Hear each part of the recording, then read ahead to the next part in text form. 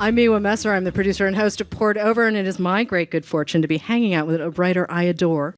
Attica Locke is the author of now 6 novels, which means I've been reading you for more than a minute. I've been reading you for almost 20 years, and I'm not sure how that happened. It's like 15 years. Yeah. Yeah. Highway 59. You are taking Highway 59 away from me. We are in the last volume, and I'm not going to be mad about it. You can still go drive on Highway 59. Yeah, yes, but I like it better when you're the one who's telling me where to go. and Darren Matthews is not okay. Not okay. Not in the beginning of this book. He is not. Okay. Why are you ending this series, my friend? Several reasons. I started thinking about this book in 2020. And when I first conceived of the book series, I thought I would do 5, 8, 10 of these. But then we're in lockdown, and I wanted to go of all places to Laredo. If you know Highway 59, the geography, it goes from the Mexican border all the way to Arkansas. And I thought, I want to do a story in Laredo. Mm-hmm. But I was locked in my house like everybody else. And I thought, I can't do that because I don't know Laredo and I can't go anywhere. Mm-hmm. So then I started thinking, wait a minute, are we ever leaving our houses? How am I going to write books if I can't leave my house?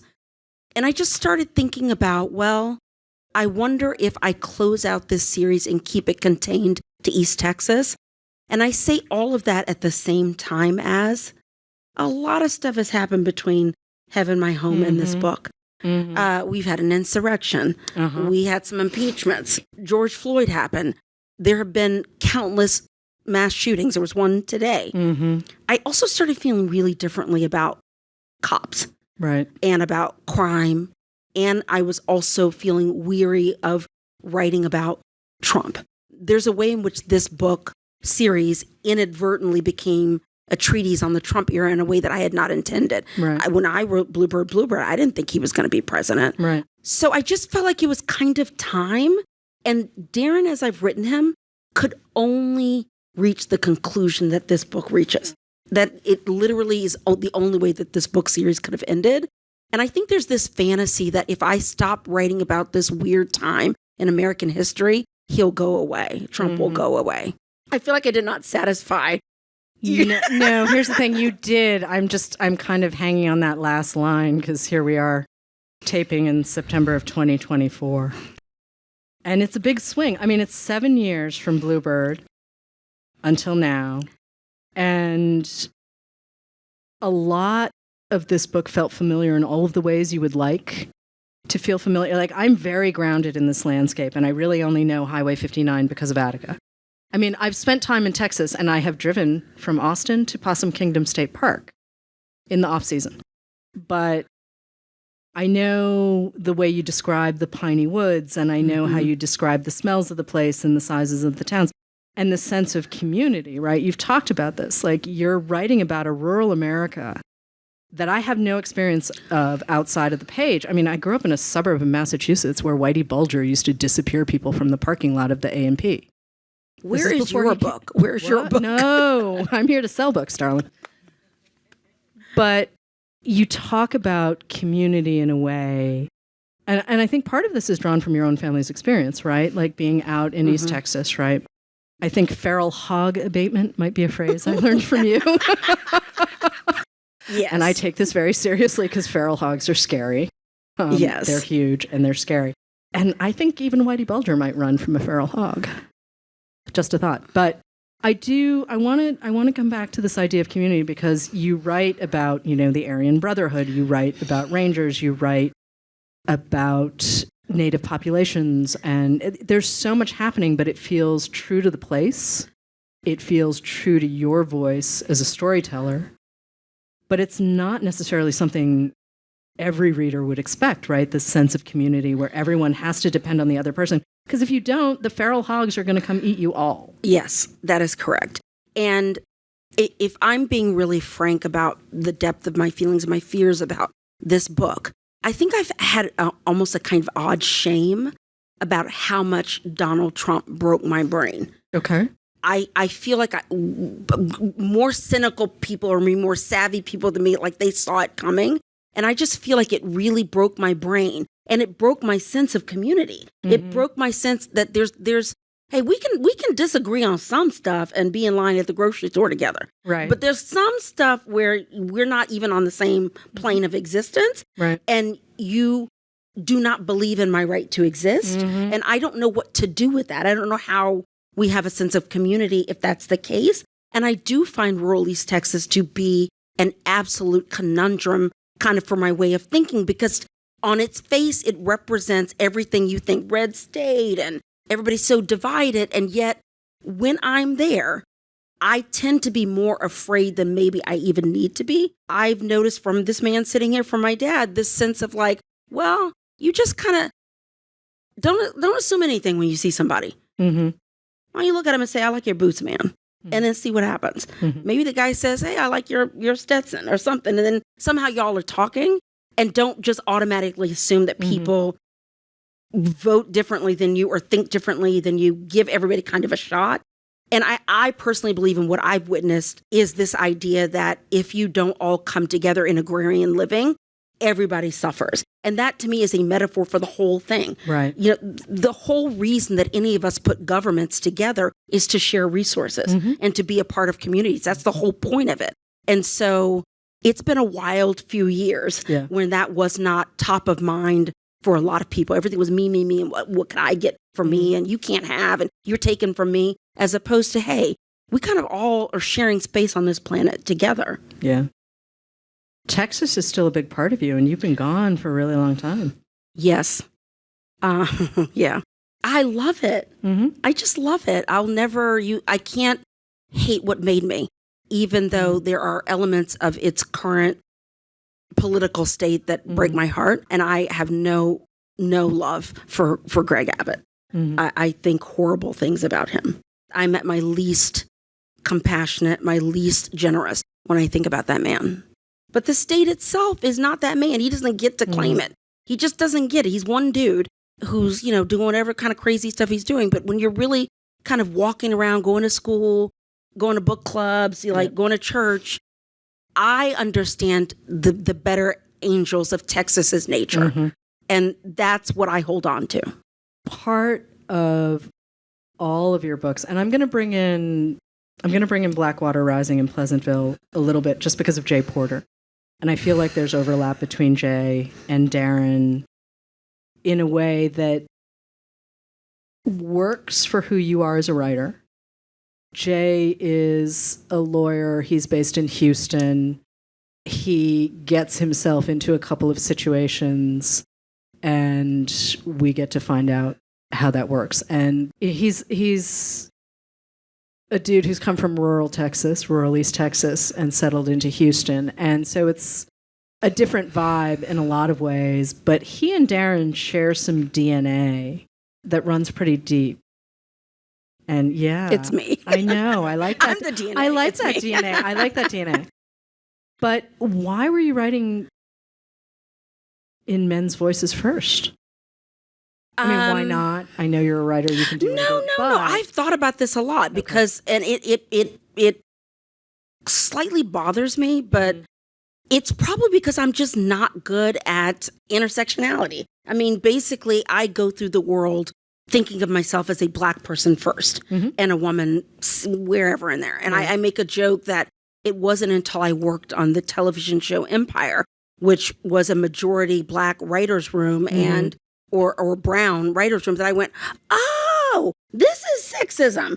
I don't like this. Y'all are being sexist. Like, I can't see it unless you kind of level out the playing field of race. And so that's why I think I write about men, right, where I have, when writing about race, look to write about men first. Probably the Jay Porter thing is a cheat because that character is a sketch of my father. With Darren Matthews, there are only so many Texas Rangers. There's like 170 of them for the entire state. And I would say of that, maybe 8 to 10 are Black. Maybe. Wait. I'm sorry. Of 120 something roughly. 170. 170. There might, if I'm really being generous, there are 12 Black ones, but I don't think there are. That's not good math. It is not. That is not good math. And then there's a hair more Latino ones, but there's like 4 women. So the idea of writing a book series about a Black female Texas Ranger felt so unicornish as to weigh down. I mean, this is where I get embarrassed that I'm saying that there's something kind of weirdly freeing from removing the gender. Yeah. I see that as I'm reading the... But I think there's also a freedom of movement that Darren has that in some of these places would be harder. We're going to come to Belle. I promise we're going to come to Belle. I love this woman. She drives me around the bend a little bit, but we are going to come to Belle. But I do feel like in some ways he has a freedom of movement that a woman wouldn't necessarily have in some of these rooms. I think that is absolutely true. Okay. So I'm not just reading my New York self into it. No, I think that's true. Years ago, Attica and I had lunch, and it was right after Bluebird had come out in Galley. So I'd read it early, and we were talking, and I just looked at her and said, that woman, we need to talk about his mother. And Belle has had quite an arc along with Darren across the 3 books. But you gave me a Belle in this book that I was not expecting. And I was delighted that I was not expecting this Belle, but when I met Belle, let's call it New Belle, or just Belle, it made me think of a line from Little Fires Everywhere. A line of yours. Did she make good choices or did she have good choices? And that sort of blew open Belle for me in a way. I mean, listen, I like a bad character. I like a bad cat. I needed Belle to do the things that Belle did because, I'm invested.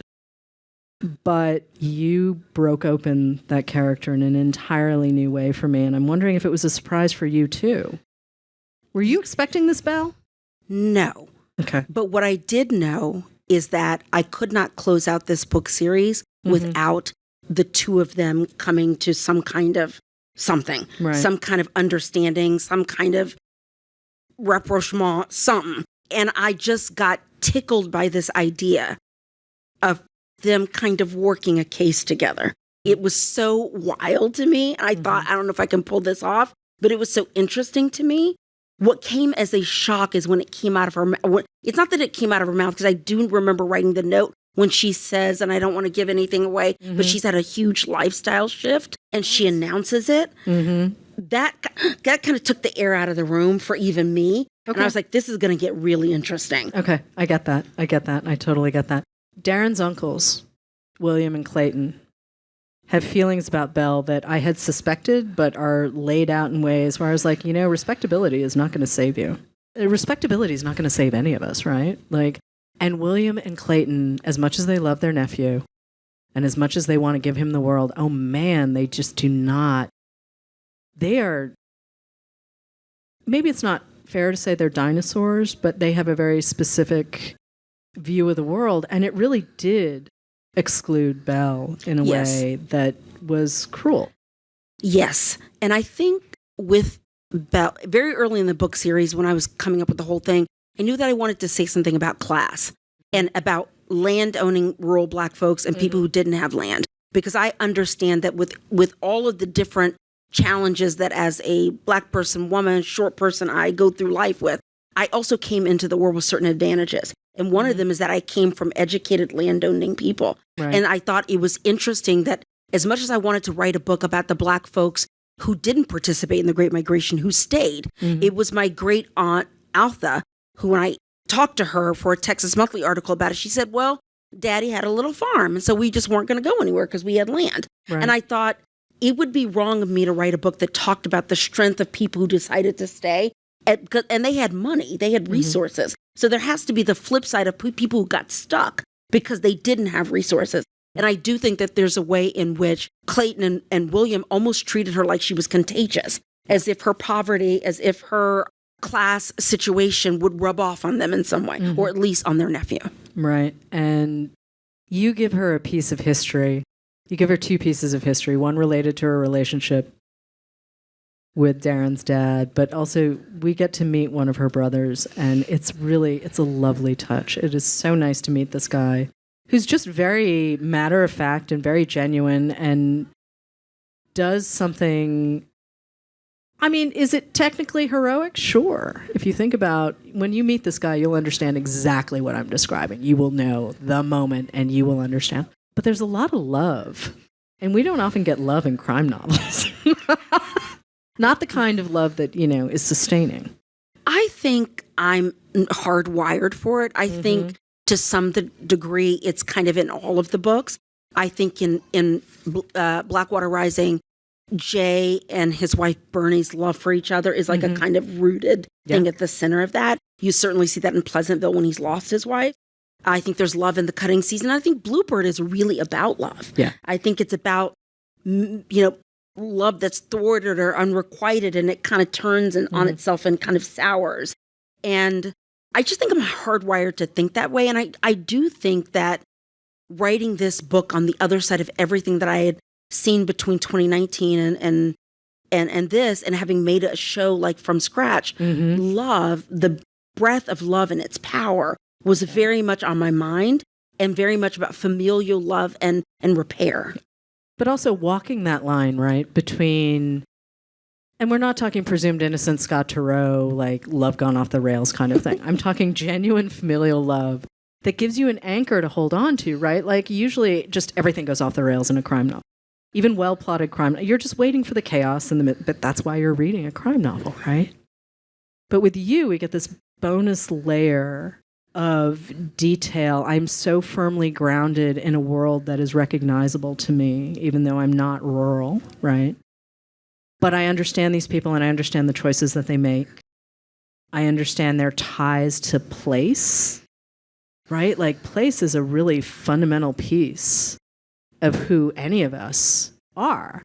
And so watching your characters sort of roam around, and there's a family in this book called the Fuller family, and there's a lot happening, and you will meet the Fullers. But, the way Joseph Fuller approaches the world, and the way his wife approaches the world, and the way their daughter approaches the world, and then they have a tiny 10-year-old he's 10. He's figuring it out, but he's 10. There's less drama with him. But all of these pieces, right? The struggle and the love and the wanting to do right and the brokenness. Did you need the structure of a crime novel to be able to do what you wanted to do? Or were you just sort of saying, well, here are these characters, and now I guess the other pieces have come in? I was, to be frank, in a little bit of agony about the whole thing, because I was very aware that the mystery that I cared most about was about family. Right. And I thought I couldn't get away with that. I thought people are going to be like, what are you doing? Like, where's give me my stuff, give me my shoot 'em up bang bangs. My husband said something so interesting. So here's Darren, a guy who has lied, who realizes how easy it is for a cop to lie, a man in authority to lie, while reckoning with the man in the highest office is lying. So how do we navigate who's doing right and who's doing wrong? My husband said about this book, he's like, it's as if Darren wants out of the genre. Oh, that's really interesting. And I was that's like, really and it interesting. scared me because I thought I was doing it wrong. No, you can't do that. And yet he's a little bit like, I don't know, guys. I don't know that the badge and the gun, I don't know if that's really the answer. Right, I don't know that that's the answer. And because he's such a thinking man, he naturally had to kind of end in this place, in an America that was doing the stuff that America was doing for the last 6-8 years. There's a thing that happens with Belle and how she envisions her future that I think puts him back on his heels in a way that he never would have expected to be put back on his heels. And yet it's out of love, right? Like I never expected to be rooting for mother and son to find their way back to. I mean, I like Belle as a bad guy, okay? Straight up. She's fun to write as a bad guy. And she's great to read. But at the same time, it's like, oh, I see where we're going. And I'm fully invested in this working. It is not lost on me, or at least people had to point it out to me, because sometimes my unconscious is not paying attention. Two things. One, the fact that there's a missing college girl, and I just dropped my kid off at college. I was wondering if you were going to bring that up. I didn't really want to poke too hard at that because I knew. My husband was like, "What? You know that you're just terrified. You know that." I was like, "What are you talking about? It doesn't have anything to do with that." But what I very intentionally, one of the first things I write, and I frequently use a dedication page as part of the story. Yeah. And this book is dedicated to every mother whose child only knows half the story. And I think as my daughter is going out into the world, I'm realizing there are things about me she may never know. Right. There are things about me she doesn't need to know. But you just started to realize that your kids have this idea of who you are. Yeah. And there's so much more that if they knew, it might provide a kind of context for them to give you grace. Yeah, but at the same time, that moment when you realize your parents were people that had lives before you showed up, that's like the biggest brain cramp you could ever have. It's like, what do you mean they were people? What do you mean you had lives before I'm sorry, what? Yeah. But Highway 59 began as a script. It did. So I was under the misconception that you had started as a novelist, and I missed this piece of Attica's history, where you'd gone to the Sundance Lab. Yes. You'd had a film deal. Highway 59 was going to become a thing in a different form. Yes. And then the money disappeared because apparently your existence is not a business model. Yes, that is exactly what happened. I wanted to be a movie director. That's where I thought I was heading in life. And one of my first things that got a lot of attention, it was literally called 59. Oh, And wow. it had Geneva in it, it had some, but there was no Darren Matthews, no Ranger in it. Okay. But it was rural East Texas. It was crime. It was tone. It was all the things. And I had a great time at Sundance. I came out of that. I had a deal set up to direct it. And then you're exactly right. The money went away. There was this sense of, and this is a very long time ago. Well, not that these issues aren't still here, Right, but there was a sense of how do we raise foreign financing for not only Black material, but like rural Black material. Right. No one cares. Mhm. And I was 25, 26, and I was like, oh no, I'm in trouble because I'm pretty much going to be writing about Black people. So I'm in trouble. Mhm. Yeah, it was a script and I put it away. I put it in a drawer metaphorically and I thought about it a lot over the years. I thought, oh, could I make that into a play? Mhm. And every time I would bring it up to somebody, they would go, that's so interesting. It's so interesting. And then at some point when I was in the middle of working on Empire, I had this overwhelming sense of wanting to go home. Yeah. I wanted to go home. And I just came up with this idea that I was going to write a book series about that highway. And then I had to find Darren. Okay. But you and your sister are now producing a series based on these books. We have not sold it yet. We are trying to sell it. All right. But yes, we're in the process of So all of us are crossing our fingers and our toes, and we're sending all of the good juju into the universe because I need to see this. Yes. And also there's an audience question wondering who you might want to play Darren. I don't really know, but one name came up that I don't think he's available, so I can say it out loud, which is Sterling K. Brown. Oh, hi. Right? Yes, please. Right? And I think there was an executive of his, Danielle, who reached out to me and said, oh, like, I think he might but now he's just too busy. So we'll see. Some other names have come up, but we'll see. The only casting thing that's ever hit me hard is wanting Jeffrey Wright to play the twin uncles. Oh, please? Right? Please? Right. I'd have to bump up the role, but yeah. Right? Please? Right? Okay, fingers, toes. We agree? Fingers, toes, juju? Yeah, that Okay, would be good. incredible. All right, just making sure. But it's not quite code switching, right? When you're moving back and forth between screenwriting and writing for series, because, obviously the format is so different. You don't quite have the interiority that you do in a novel. You certainly don't have the level of detail. Mm-hmm. I feel like I can smell the house in Camilla. I feel like I know that place. And yes, I eat snacks when I'm reading these books because there's so much barbecue and I am not a fool. Okay. Just to be clear, there is snacking that happens. But, switching those gears, right? There's a lot of screen work that you hand off to other people. Yes. You hand it off to your DP, you hand it off to your set designer, you hand it off obviously to the actors, but there's a lot that you have to hand over once the words are on the page. And yet, obviously, when you're writing a book, everything changes. So can we just talk about this shift in process? They are so different. It is mind-boggling that I even can do both. No, it's not. It feels mind-boggling. Okay, but to the rest of us, we're just delighted you do both. So the novel is the thing I love the most. Right. Writing a novel is quiet. It's peaceful. You're not competing with anybody but yourself. You're on your own timetable. I'm not really famous. No one's waiting around for It's quiet and you're still murdering people. I just want to be clear. Like, Yes. Things go missing. Yes. I quietly murder people. Okay. But the beauty of television is the noise. Yeah. Because it can be musical and symphonic, and at its best, it's like a group of people to get together and somebody's bringing in the horns, and wait a second, somebody's doing percussion over there, and the casting department just brought in a little flute, and you make a whole thing. Right. And to watch that come together is extraordinary. Yeah.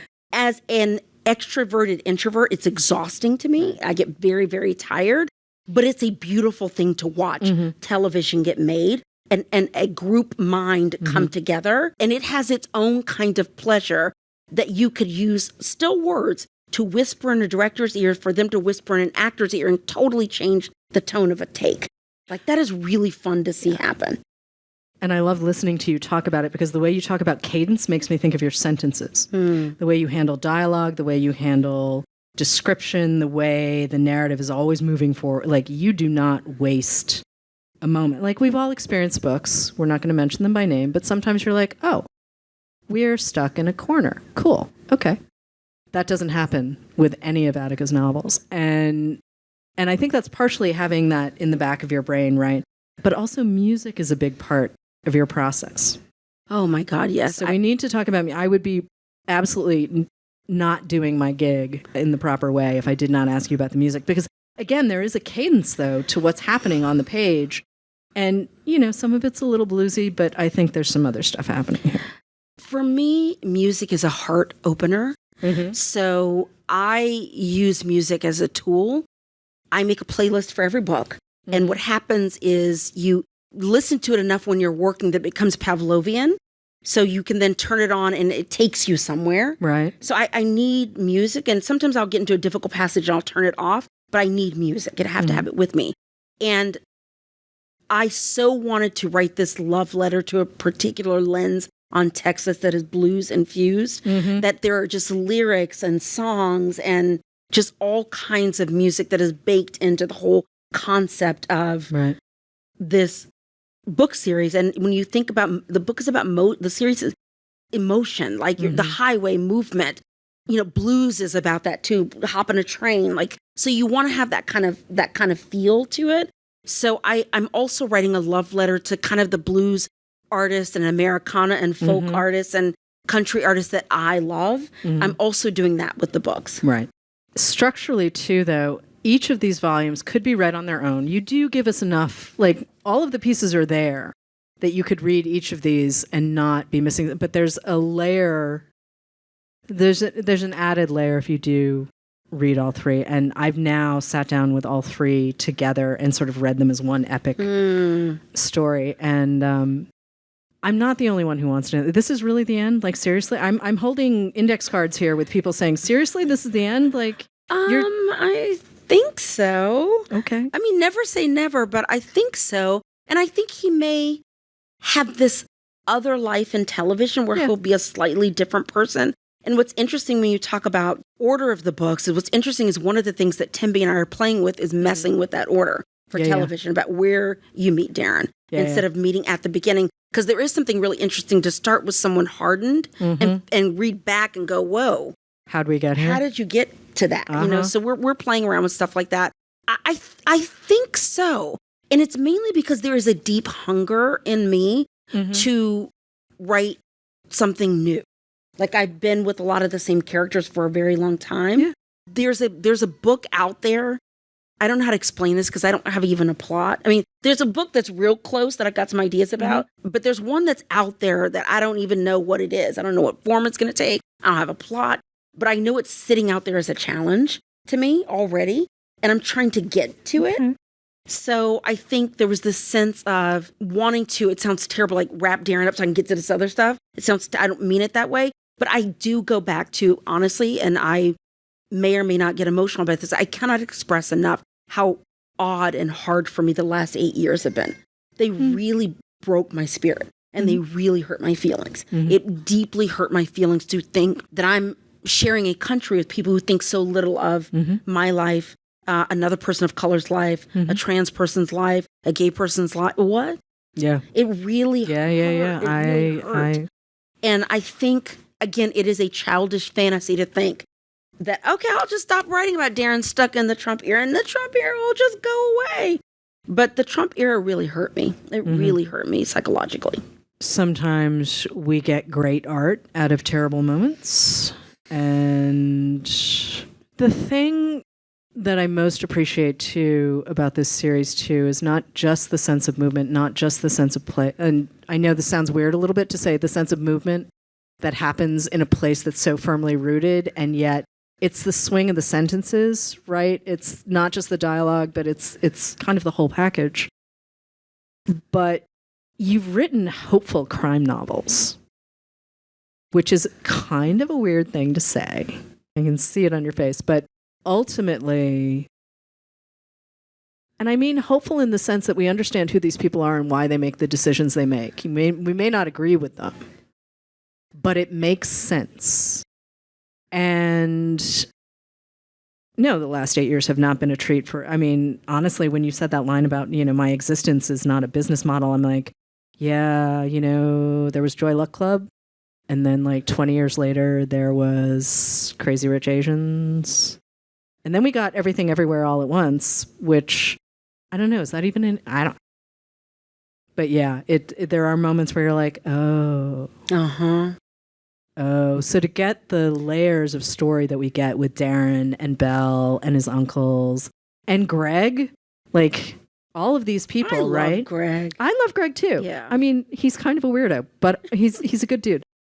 But the reason I bring this up is, you've talked in the other interviews about being a child who lived in the transition between segregated America and the world we live in now. And there are times where it's like, oh yeah, we have actually made some progress. This is cool.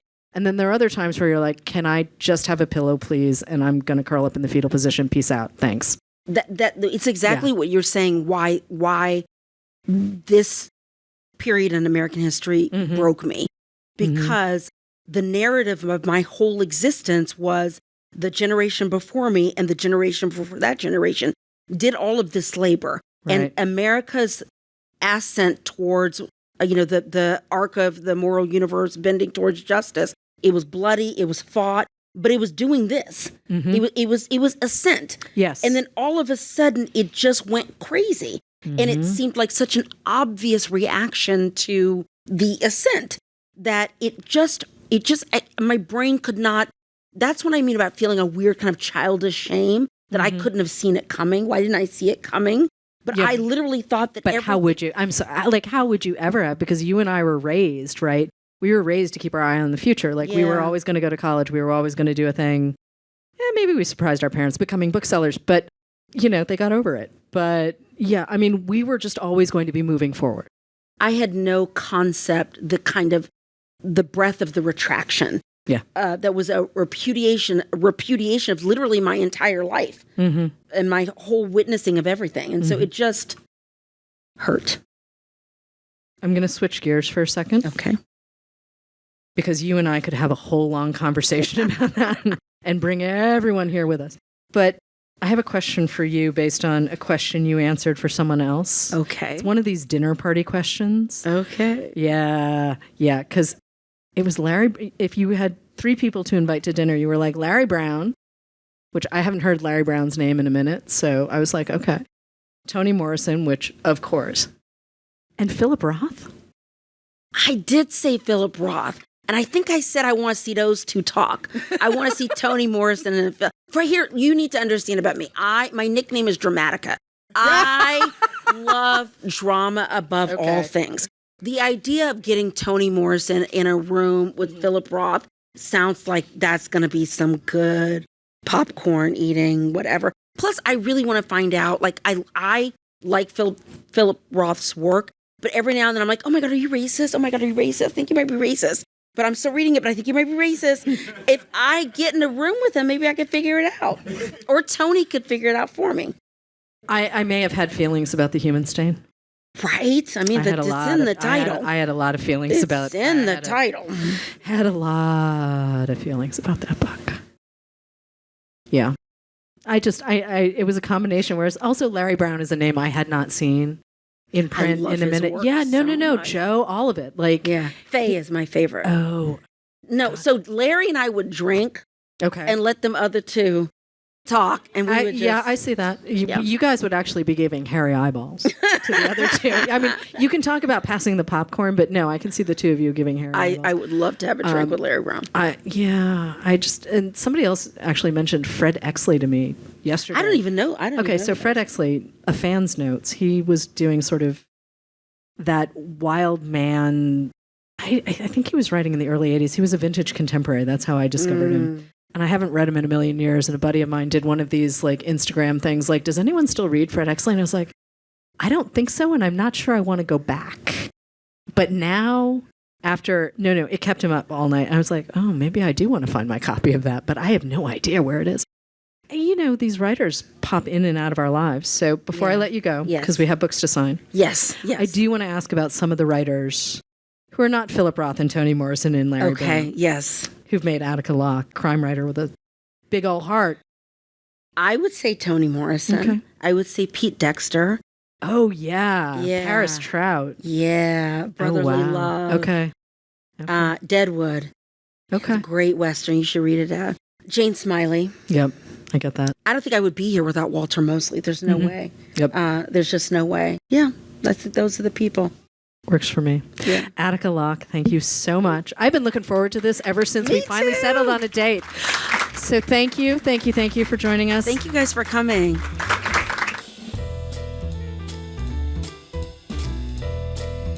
Thank you for listening. Poured Over is a Barnes & Noble production. To help other readers find us, please rate and review the show wherever you listen to podcasts.